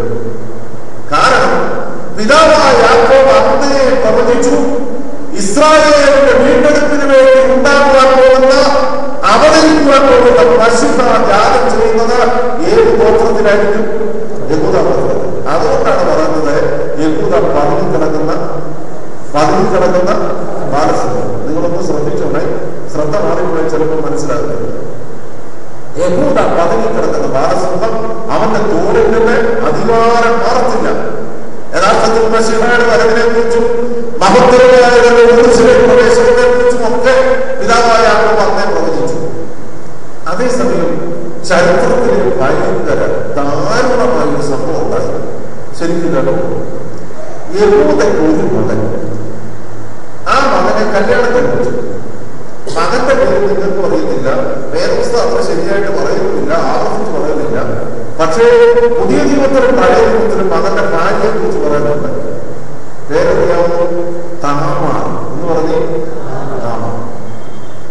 കല്യാണം കഴിഞ്ഞു, മക്കളുണ്ടാകാതെ മകൻ മരിച്ചു. ഇനി ആരെ ഉള്ളൂ? താമാറുണ്ട്. പിന്നെ ശരിക്കും ശ്രദ്ധിച്ചു പറഞ്ഞേ മനസ്സിലാകുന്നില്ല. താമാറുണ്ട്, താമാറിന്റെ ഭർത്താവ് മരിച്ചു. ഇനി ആരെ ഉള്ളൂ? അമ്മായിപ്പൻ യഹൂദയുള്ളൂ. തലമുറ നിലനിൽക്കൂ. മനസ്സിലായില്ലേ? തലമുറ നിലനിൽക്കത്തില്ല. അതേസമയം പിതാവായ യാക്കോബ് പറഞ്ഞു, യഹൂദ പതുങ്ങിക്കിടക്കുന്ന ബാലസിംഹം, അവന്റെ തോളിൽ നിന്ന് ഭുജബലം നശിക്കത്തില്ല, അധികാരം നീങ്ങി പോകത്തില്ല. ഇപ്പത്തെ ആകപ്പാട് പ്രകാരം അവൻ മരിച്ചു. പിന്നീട് ഇത് തലമുറ നിലനിൽക്കുന്നത് ഇവിടെയാണ്. അരിനാത്തൊരു സംഭവം നടന്നു. എന്നാ നടന്നു? അരിനാത്തൊരു സംഭവം നടന്നു. എന്നാൽ എബ്രായക്കാർ ഇതിനെ തീർന്നു മോശമായിട്ട് പറയുന്നില്ല. തലമുറ നിലനിൽക്കാൻ വേണ്ടി താമാർ ഒത്തിരി ശ്രമിച്ചു. യഹൂദ ഗോത്രത്തിൽ നിന്ന് തന്നെ തലമുറ നിലനിൽക്കണം. യഹൂദ പരദേശത്തേക്ക് പോയ സമയം താമാർ യഹൂദയെ അനുധാവനം ചെയ്തു. വഴിയിൽ ഒരു വേശ്യയായി താമാർ ഇരുന്നു. യഹൂദ വേശ്യയുടെ അടുത്തിരുന്നു. എബ്രായ രീതിയിൽ പറഞ്ഞാൽ വേശ്യയെ യഹൂദ കടാക്ഷിച്ചു, അല്ലെങ്കിൽ കണ്ടു. യഹൂദ കണ്ടു. പക്ഷെ ഈ സ്ത്രീ ആരാണെന്ന് അദ്ദേഹം മനസ്സിലായില്ല. മനസ്സിലാകേണ്ട ആവശ്യമില്ല. എന്നാൽ ഈ സ്ത്രീ ബുദ്ധിയുള്ളവരായിരുന്നു. അവള് യഹൂദയിൽ നിന്നൊരു മുദ്രമോതിരവും വടിയും ചോദിച്ചു പറഞ്ഞു. യഹൂദയുടെ വഴിക്ക് പോയി. താമാർ തിരിച്ച് വീട്ടിൽ വന്നു. യഹൂദ തിരികെ വന്നപ്പോൾ മരുമകൾ താമാർ ഗർഭിണിയാണ്. മരുമകൾ താമാർ പറവാക്കി ഗർഭിണിയാണ്. അച്ഛൻ്റെ ഈ കാര്യങ്ങൾ പറയുന്നത് കേട്ട് മനസ്സിലാക്കാൻ വേണ്ടിയത്.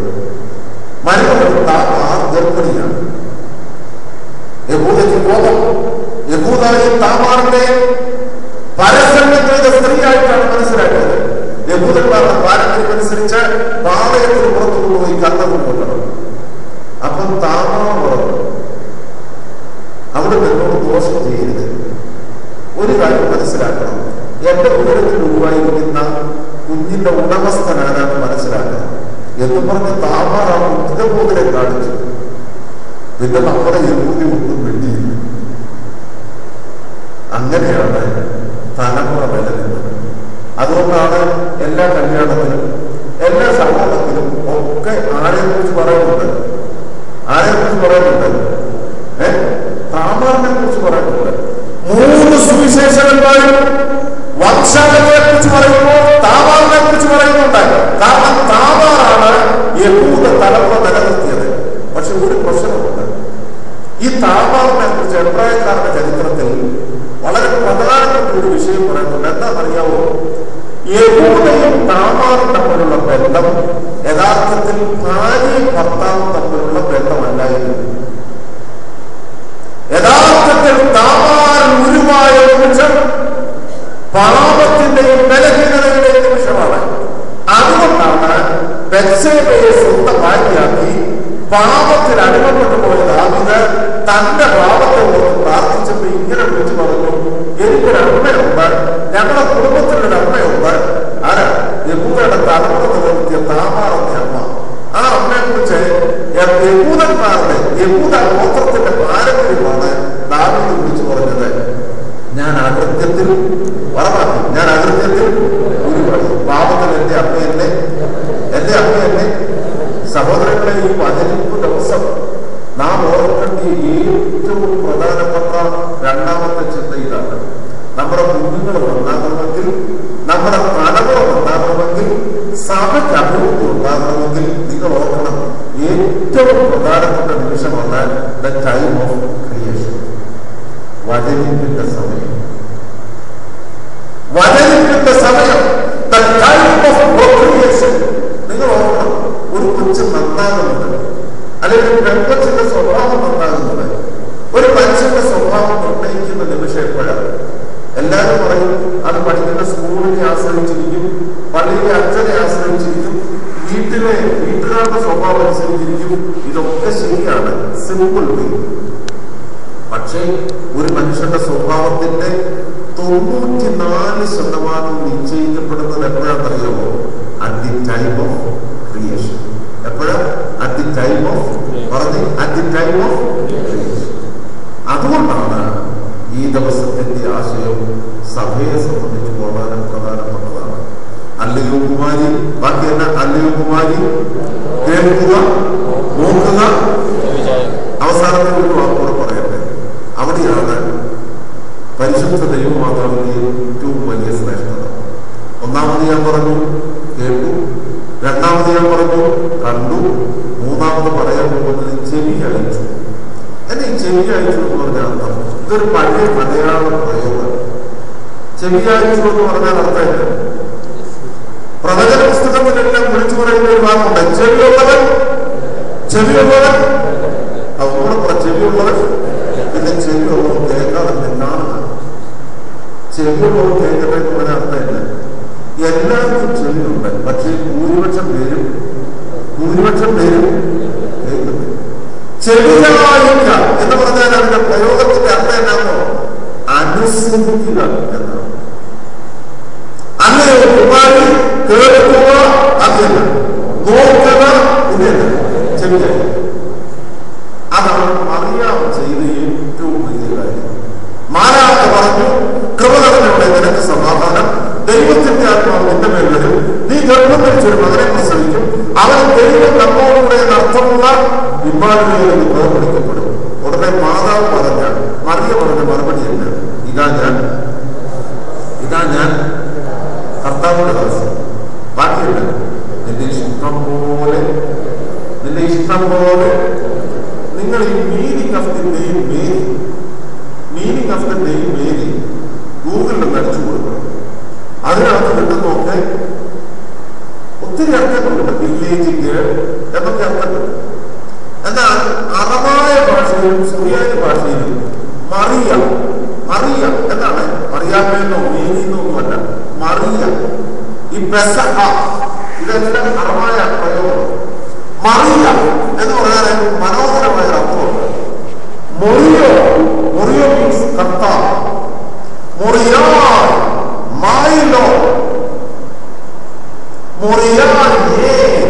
അതാണ് മറിയ എന്ന് പറഞ്ഞാൽ എന്റെ യജമാനൻ ദൈവമാകുന്നു. അതാണ് അർത്ഥം. My Lord is God. അതാണ് മറിയ. മൈ ലോർഡ് ഈസ് പറഞ്ഞു. ഇതാ മറിയയുടെ അനുസരണം. അതുകൊണ്ടാണ് മറിയ പറഞ്ഞത്, ഇതാ ഞാൻ. നിങ്ങൾക്ക് മനസ്സിലായില്ലേ? ഇതാ ഞാൻ. Because my Lord is God. എന്റെ ഉടയവൻ ദൈവമാണ്. അതുകൊണ്ട് ഇതാ ഞാൻ അതുപോലെ കർത്താവിന്റെ ദാസൻ. നിന്റെ ഇഷ്ടം പോലെ. എന്റെ സഹോദരങ്ങൾ, അമ്മയുടെ ഏറ്റവും വലിയ ശ്രേഷ്ഠത, അമ്മ ദൈവത്തിന് വിധേയപ്പെട്ടു വന്നത്. വചനത്തിലെ ഏറ്റവും വലിയ ആശയം, ദൈവവചനം സ്വീകരിക്കുക, ദൈവത്തിന്റെ കടാക്ഷത്താൽ ദൈവപുത്രനെ ഉള്ളിൽ വഹിക്കുക. ശിഷ്ടായുസ് മുഴുവൻ, ആത്മീയ ജീവിതത്തിന്റെ മുഴുവൻ ക്രമീകരണം എന്ന് പറയുന്നത് ദൈവഹിതത്തിന് വിധേയപ്പെട്ടിരിക്കുക. കേൾക്കുക, നോക്കുക, ചെവിയായി. നിങ്ങളൊക്കെ ശ്രദ്ധിച്ചു, പരിശുദ്ധ ദൈവമാതാവിനെ കുറിച്ച് സഭ പഠിപ്പിക്കുന്ന അടിസ്ഥാന വേദഭാഗമാണ് ഞാനിപ്പോൾ ഉദ്ധരിച്ച 45-ാം സങ്കീർത്തനം. എത്ര വാക്യം? 10-ാം വാക്യം. Psalm number 45 verse 9 and 10 is the basis of the church about the teaching of St. Mary. പരിശുദ്ധ ദൈവമാതാവിനെ കുറിച്ചുള്ള സഭ പഠിപ്പിക്കുന്നതിന്റെ അടിസ്ഥാനം വേദഭാഗങ്ങളുണ്ട്. മാതാവിനെ കുറിച്ച് അനേക വേദഭാഗങ്ങൾ വേദപുസ്തകത്തിലുണ്ട്. ഇതിൽ ഒന്നാമത്തേതാണ് ഞാൻ ഇപ്പോൾ പറഞ്ഞത്. രണ്ടാമത്തേത് വിശുദ്ധ ലൂക്കോസിന്റെ സുവിശേഷം 1-ാം അധ്യായം 35, 36, 37 വാക്യങ്ങൾ. അതാണ് വചനിപ്പിന്റെ വേദഭാഗം. 1-ാം അധ്യായം ലൂക്കോസിന്റെ സുവിശേഷം 1-ാം അധ്യായം 35, 36, 37. ചിലരൊക്കെ ക്ഷീണിച്ചു നാം പാടുന്ന പഠിക്കും. നിന്നും മഹിമയുടെ രാജകുമാരി ഹല്ലേലൂയ കേൾക്കുക നോക്കുക. ശരിക്കും മനസ്സോടെ ഇത് പഠിക്കും. നിന്നും മഹിമയുടെ രാജകുമാരി ഹല്ലേലൂയ കേൾക്കുക നോക്കുക. രണ്ടാം വേദഭാഗം വിശുദ്ധ ലൂക്കോസിന്റെ സുവിശേഷം 1-ാം അധ്യായം 35, 36, 37 വാക്യങ്ങൾ. 3-ാമത്തെ വേദഭാഗം വിശുദ്ധ യോഹന്നാന്റെ സുവിശേഷം 2-ാം അധ്യായം 4-ാം വാക്യം. ഏതാ വാക്യം അറിയാവോ? ഇവർക്ക് വീഞ്ഞില്ല. ആരോട് പറഞ്ഞതാണ്? യേശു. ആരോട് പറഞ്ഞതാണ്? ഇവർക്ക് വീഞ്ഞില്ല. യേശു ആരോട് പറഞ്ഞതാണ്? അമ്മ ആരോട് പറഞ്ഞു? യേശുവിനോട് പറഞ്ഞു. എന്നാ പറഞ്ഞു? ഇവർക്ക് വീഞ്ഞില്ല. 3-ാമത്തെ വേദഭാഗം വിശുദ്ധ യോഹന്നാന്റെ സുവിശേഷം 19-ാം അധ്യായം 26, 27 വാക്യങ്ങളാണ്. ക്രൂശിന്റെ ചുവട്ടിൽ നിൽക്കുന്ന, അതാണ് വേദഭാഗത്തിന്റെ പ്രത്യേകത, ക്രൂശിന്റെ ചുവട്ടിൽ നിൽക്കുന്ന തന്റെ ശിഷ്യനെയും അമ്മയെയും കണ്ടിട്ട് യേശു ക്രിസ്തു ശിഷ്യനോട് പറഞ്ഞു, ശിഷ്യ ഇതാ നിന്റെ അമ്മ. അമ്മയോട് പറഞ്ഞു, സ്ത്രീയെ ഇതാ നിന്റെ. പിന്നെ ഏറ്റവും പ്രധാനപ്പെട്ട ഒരു വേദഭാഗം ഉണ്ട്. വെളിപ്പാട് പുസ്തകം 12-ാം അധ്യായം 1 മുതൽ 6 വരെയുള്ള വാക്യങ്ങൾ. ഏതാ പുസ്തകം? വെളിപ്പാട് പുസ്തകം 12-ാം അധ്യായം 1 മുതൽ 6 വരെയുള്ള വാക്യങ്ങൾ. അവിടെ വിളിച്ചു പറഞ്ഞിരിക്കുന്നു, സ്വർഗത്തിൽ വലിയൊരു അടയാളം കാണാനായി സൂര്യനെ അണിഞ്ഞ സ്ത്രീ. നിങ്ങളെ വേദഭാഗം വായിച്ചു. അത് വായിച്ച് അവസാനിപ്പിക്കാനാണ് ഞാൻ ആഗ്രഹിക്കുന്നത്. വെളിപ്പാട് പുസ്തകം 12-ാം അധ്യായം 1 മുതലുള്ള വാക്യങ്ങൾ. ഇതാണ് സഭ ദൈവമാതാവിന്റെ പോർട്രേറ്റ് ചിത്രം നൽകുന്നത്. വെളിപ്പാട് പുസ്തകം 12-ാം അധ്യായം 1 മുതൽ 6 വരെയുള്ള വാക്യങ്ങൾ. എന്നതാണ്? സ്വർഗത്തിൽ വലിയൊരു അടയാളം കാണാതെ. എന്താ അടയാളം? സൂര്യനെ അണിഞ്ഞ സ്ത്രീ. അവളുടെ കാൽ കീഴിൽ ചന്ദ്രൻ, അവളുടെ തലയിൽ 12 നക്ഷത്രങ്ങൾ കൊണ്ടുള്ള കിരീടവും. അവൾ മോഹിത്തി പുത്രനെ ശ്രമിച്ചു. ആ വേദഭാഗം മുഴുവൻ പറയുന്നത് ഈ 3 വാക്യങ്ങളാണ്. എന്നതാ? കേട്ടു, കണ്ടു, ചെവിയേറ്റു, മനസ്സിലാക്കി. യഥാർത്ഥത്തിൽ അമ്മ സൂര്യനെ സ്ത്രീയാണ്. ദൈവപുത്രന്റെ ഉദരത്തിൽ വഹിച്ചു നീതി സൂര്യനായ ദൈവപുത്രന്റെ ഉദരത്തിൽ വഹിച്ച സൂര്യനെ സ്ത്രീ. അവളുടെ കാൽ കീഴിൽ 12 നക്ഷത്രങ്ങൾ. അവളുടെ നെറ്റിയിൽ, അവളുടെ ശിരസിൽ 12 അപ്പോസ്തലന്മാർ വഹിക്കപ്പെട്ട അപ്പോസ്തലന്മാരാൽ അലങ്കരിക്കപ്പെട്ട കിരീടം ധരിച്ചവർ. ഇതാണ് അമ്മയുടെ അനുസരണത്തിന്റെ മഹിമ. പരിശുദ്ധ ദൈവമാതാവ് ദൈവഹിതത്തിന് വിധേയപ്പെട്ട് ജീവിച്ചതിന്റെ പൂർണ്ണത. അനുഗ്രഹിക്കപ്പെട്ട ദൈവമക്കളെ യഥാർത്ഥത്തിൽ വചനിക്കുന്നവരാണ്. നമ്മുടെ ജീവിതത്തിൽ കടന്നു വരേണ്ടത് ഈ 3 സവിശേഷ ഗുണങ്ങളാണ്. ദൈവവചനം കേൾക്കുക, ദൈവത്തിന്റെ കടാക്ഷം സ്വീകരിക്കുക, ദൈവഹിതത്തിന് വിധേയപ്പെട്ട് ജീവിക്കുക. ഈ ചിന്തയിൽ നമ്മുടെ മനസ്സിലേക്ക് പെട്ടെന്ന് വരുന്ന ഒരു സന്ദേഹമുണ്ട്. ഇത്രയൊക്കെ ദൈവഹിതത്തിന് വിധേയപ്പെട്ട് അമ്മ ജീവിച്ചത്, അമ്മ അനുഭവിച്ചിടത്തോളം ദുഃഖവും വേദനയും മറ്റാരനുഭവിച്ചു. ഇന്നത്തെ പ്രസംഗം നാളത്തെ നമ്മുടെ ധ്യാനത്തിന്റെ ഒരു മുഖവരയാണ്. അതുകൊണ്ട് ഈ ഭാഗം പറഞ്ഞ അവസാനിപ്പിക്കുക. കൃപ പറഞ്ഞവരെയും നിനക്ക് നീ വേദപുസ്തകത്തിലാണ്. കൃപ പറഞ്ഞവരെയും നിനക്ക് മാലാഖയിൽ നിന്ന് വചനിപ്പ് സ്വീകരിച്ച, സമാധാന ആശംസ സ്വീകരിച്ച ഏക മനുഷ്യ സ്ത്രീയാണ്. അപ്പൊ ഇന്നത്തെ നമ്മുടെ കണക്കൂട്ടിനനുസരിച്ചാൽ ഏറ്റവും വലിയ സുഖത്തോടെ ജീവിക്കേണ്ട ആളാണ് ആരെ കന്യകമറിയം. പക്ഷെ നിങ്ങളൊന്ന് ശ്രദ്ധിച്ചു, ചരിത്ര ലോകത്തിൽ ഇത്രയും കഷ്ടപ്പെട്ട ഒരു സ്ത്രീയുണ്ട്. ഒന്നാമത് നന്നെ ചെറുപ്പത്തിൽ മാതാപിതാക്കൾ മരിച്ചു. ഡൽഹിയിൽ പറഞ്ഞ പേടിയ ഓരോ ദിവസവും പീഡനത്തിന്റെ കഥയാണ്. ഓരോ ദിവസവും പീഡനത്തിന്റെ കഥയാണ്. നന്നെ ചെറുപ്പത്തിൽ മാതാപിതാക്കൾ മരിച്ചു പോയ പെൺകുച്ചിന്റെ അനുഭവം ഉണ്ടായിരുന്നു. വല്ല സമാധാനമുണ്ടോ? വല്ല സമാധാനം ലഭിക്കും. വളരെ വേഗം അതുകൊണ്ടാണ് ദേവാലയത്തിൽ വളർത്തുന്നത്. 10-15 വയസ്സ് വരെ ദേവാലയത്തിൽ വളർത്തുന്നത്. ഒരു സ്വസ്ഥതയും ബാല്യകാലത്തിന്റെ ഒരു സ്വസ്ഥതയും അമ്മയ്ക്ക് ലഭിച്ചിട്ടില്ലായിരുന്നു. അതിനുശേഷമാണ് വിവാഹം ചെയ്തത്. തന്റെ 4 പ്രായമുള്ള ഒരു മനുഷ്യനുമായി വിവാഹം ചെയ്തു. അതൊക്കെ ചരിത്രത്തിൽ വളരെ ശ്രദ്ധിക്കേണ്ട വിഷയമാണ്. കല്യാണം കഴിക്കാനുള്ള ഒരു വിവാഹം വെച്ചൊന്നും അല്ലത്. എബ്രായക്കാരുടെ രീതി അനുസരിച്ച് അനാഥ കുഞ്ഞുങ്ങളെ അവരവരുടെ ഗോത്രത്തിൽപ്പെട്ടവർ ഉടമ്പടി അനുസരിച്ച് സ്വീകരിക്കുന്നതാണ് ഈ അവസരം നടത്തിയത്. യേശുവ മാതാവിന്റെ ചാർച്ചക്കാരിയാണ്. യേശുവ മാതാവിന്റെ ചാർച്ചക്കാരിയാണ്. യോഹന്നാന്റെ അമ്മ ദേവാലയത്തിൽ 14 വയസ്സോടെ വളർത്തപ്പെട്ടപ്പോൾ യഥാർത്ഥത്തിൽ ഈ പുരോഹിതന്മാർ യേശുവായിട്ട് മാതാവിനെ ഏൽപ്പിക്കേണ്ടത്. പക്ഷെ ഏൽപ്പിക്കാൻ തന്നെ കാര്യം എന്താണെന്നറിയാമോ? മറിയ യഹൂദ ഗോത്രത്തിൽപ്പെട്ടതാണ്. എബ്രായക്കാരുടെ ദത്തെടുക്കൽ നിയമം അനുസരിച്ച് ലേവ്യ ഗോത്രത്തിൽപ്പെട്ടവരെ ലേവ്യ ഗോത്രക്കാർക്ക് ദത്തെടുക്കാം, യഹൂദ ഗോത്രത്തിൽപ്പെട്ടവരെ യഹൂദ ഗോത്രക്കാർക്ക് ദത്തെടുക്കാൻ പറ്റും. അതുകൊണ്ടാണ് ലേവ്യ ഗോത്രത്തിൽപ്പെട്ട യേശുവായിട്ട് മറിയാമിനെ ദത്തെടുക്കാൻ ഒക്കുകയില്ല. അങ്ങനെയാണ് ഈ പ്രായാസമുള്ള യൗസേപ്പ് യഹൂദ ഗോത്രത്തിൽപ്പെട്ട യൗസേപ്പ് മറിയാമിനെ ഉടമ്പടി പ്രകാരം ദത്തെടുക്കുന്നത്. അത് പിന്നീട് വിശദീകരിക്കാൻ സമയമില്ല. ആ സമയത്തും അമ്മയ്ക്ക് ഒരു സ്വസ്ഥതയില്ല.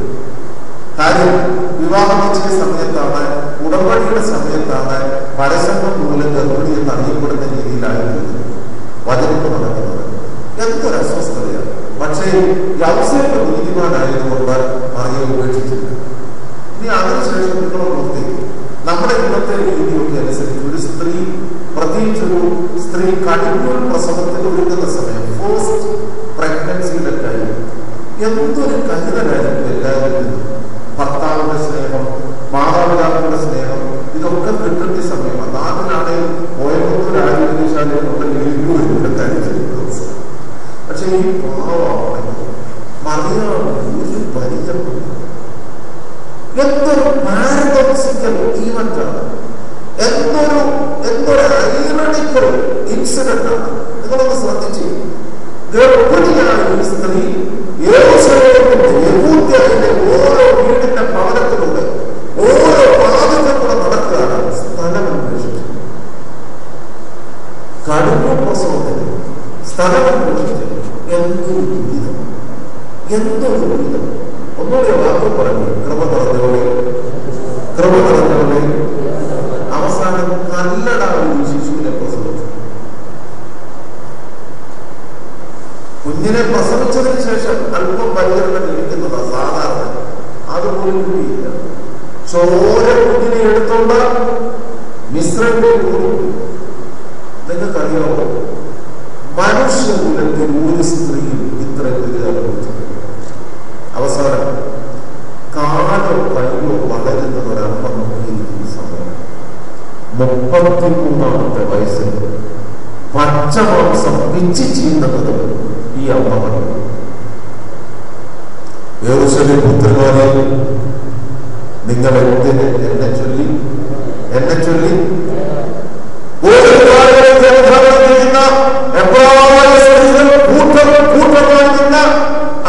കഴിയുകയാണ്. പക്ഷെ അവിടെയും വിങ്ങിപ്പൊട്ടി കൂടുതൽ പോലെ അമ്മ പോലെ. നിങ്ങൾക്കറിയാമോ എന്താണ് അമ്മയുടെ ശക്തി? എന്താണ് പരിശുദ്ധ ദൈവമാതാവിന്റെ ശക്തി? സഹോദരങ്ങളെ, കുരിശിന്റെ ചുവട്ടിലും അമ്മ നിൽക്കുമ്പോൾ അമ്മയുടെ മനസ്സ് നിറഞ്ഞു നിൽക്കുന്ന ഒരു ചിന്തയുണ്ട്.